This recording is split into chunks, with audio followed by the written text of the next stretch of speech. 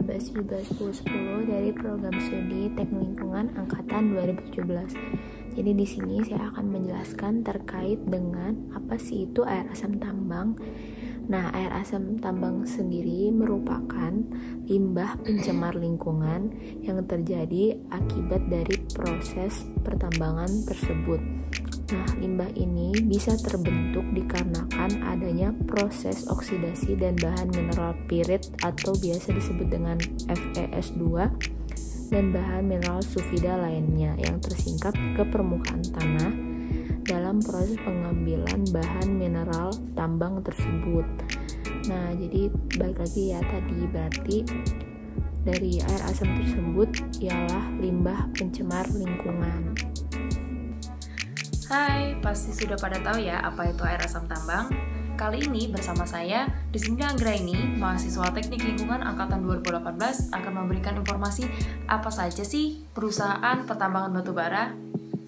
Seperti yang kita tahu, potensi air asam tambang atau achievement drainage merupakan salah satu hasil dari kegiatan pertambangan batubara. Hal ini juga memicu timbulnya kerusakan lingkungan. Di Indonesia sendiri memiliki banyak perusahaan pertambangan batubara. Di antaranya ada PT Kaltim Primakol, Adaro Indonesia, Kitadin, Bukit Asam, dan Berakol.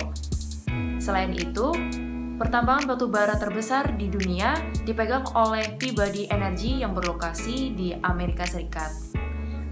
Selanjutnya, reaksi apa saja sih yang terbentuk di air asam tambang dan bagaimana solusinya? Yuk disimak. Perkenalkan, nama saya Valencia Gita Sri Maharani, NIM 13181075. Saya akan menjelaskan mengenai terbentuknya air asam tambang. Air asam tambang merupakan salah satu isu lingkungan yang akan terjadi ketika kegiatan penambangan, baik penambangan batu bara maupun penambangan biji. Air asam tambang terbentuk karena adanya mineral sulfida yang tersingkap dalam batuan penutup. Terdapat 3 komponen utama terbentuknya air asam tambang, yakni yang pertama adalah oksigen, kedua adalah air, dan yang terakhir adalah mineral sulfida. Mineral sulfida merupakan mineral yang secara alami sudah terdapat dalam batuan. Salah satu mineral sulfida utama yang sering ditemukan dalam kegiatan penambangan batubara adalah pirit. Ketika kegiatan penggalian dan penimbunan, mineral pirit akan tersingkap ke udara terbuka. Dan hal tersebut menyebabkan pirit teroksidasi dengan oksigen dan akan terlindung dengan air.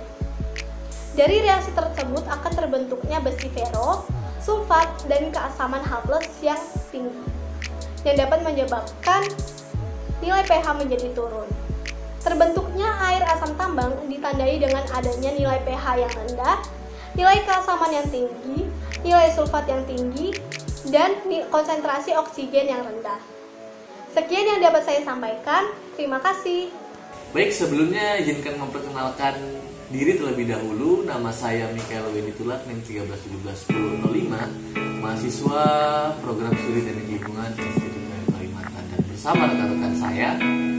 Dan selanjutnya ada solusi dari air asam tambang itu sendiri, ada 2, yaitu teknologi pengolahan air asam tambang secara aktif dan secara pasif. Nah, sistem pengolahan aktif adalah pengolahan air asam tambang dengan menggunakan bahan kimia alkali untuk meningkatkan pH air, menetralkan keasaman, dan pengendapan logam. Nah, meskipun efektif,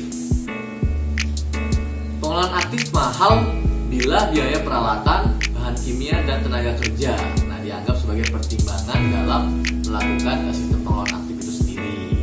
Dan tentunya ada beberapa contoh pengolahan aktif air asam tambang yang dapat dilakukan, misalnya netralisasi, kemudian netralisasi dan penghilangan zat besi atau mangan dengan kontrol pH secara otomatis, dan juga ada penghilangan padatan tersuspensi. Itu teman-teman bisa lihat nantinya, kami akan share linknya. Dan kemudian teknologi pengolahan air asam tambang secara pasif. Nah, di mana sistem pengolahan air asam secara pasif umumnya mencontoh sistem lahan basah dan proses alam lainnya dengan modifikasi yang diarahkan untuk tujuan khusus. Nah, dan contoh-contohnya dengan sistem tersebut itu ada rawa alamiah, kemudian rawa buatan, saluran batu kapur anoksik, dan masih banyak lagi seperti itu. Nah, lalu sistem pengolahan pasif dapat digunakan sebagai solusi permanen untuk berbagai jenis air asam tambang dengan jauh lebih rendah ketimbang sistem pengolahan aktif, yang dimana sistem pengolahan pasif memerlukan waktu retensi atau waktu kontak lebih lama dan ruang yang lebih besar, dan efisiensi pengolahan kurang memberikan hasil yang pasti. Namun demikian, banyak sistem pengolahan pasif telah memberikan hasil yang baik di berbagai tambang dan tentunya dengan biaya yang relatif rendah. Pemilihan sistem pengolahan pasif yang tepat didasarkan pada sifat kimia, air, lalu laju aliran, dan topografi lokal serta karakteristik lokasi pada suatu tambang yang ada. Nah, itu saja yang dapat kami jelaskan. Baik, kurang lebihnya mohon maaf dan terima kasih telah menyimak. Sampai jumpa.